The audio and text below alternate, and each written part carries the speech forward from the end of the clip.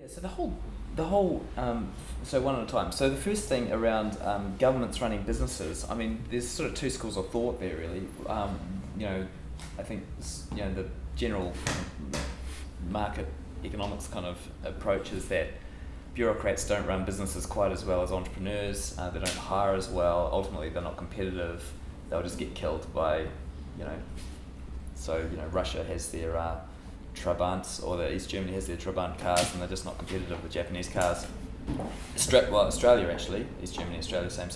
So you've got this massive subsidies going into the Australian car market, and so when you get into a taxi in Australia, they're just shit because they're these big 4-litre Ford Falcons. They're just crap cars, and that's because they're made in Australia. And the reason they're made in Australia is because there's massive subsidies to make cars in Australia to preserve jobs. And so the result is everyone has shit cars, and everyone is basically paying out of their tax dollars. Every individual in Australia is paying $500 a year to preserve 500 jobs in Victoria.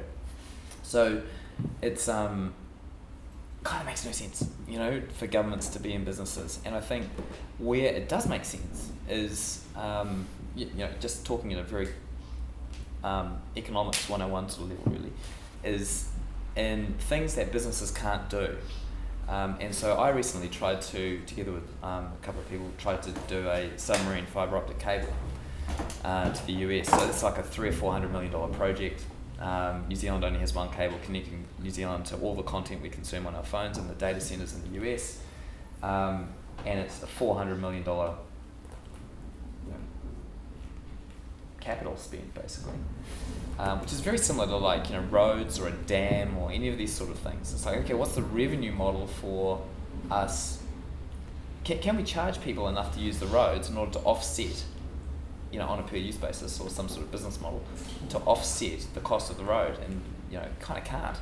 But we know there's massive economic benefit by having roads, and we know there's massive economic benefit by having a resilient power supply and all those dam infrastructure and so forth. But you'll never make money building a massive dam because the capex is so big, and you can't raise the money to do it. And we sort of had the same issue with our fibre optic cable.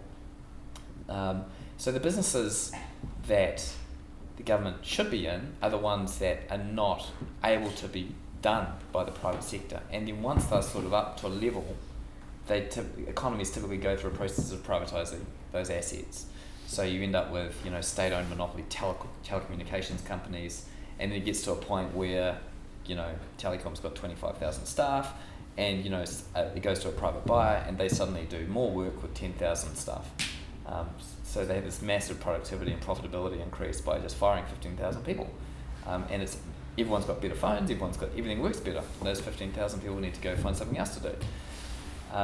So I think there's no broad stroke answer for that, but that's the general philosophy. And so where the government is in businesses, that is kind of the rationale.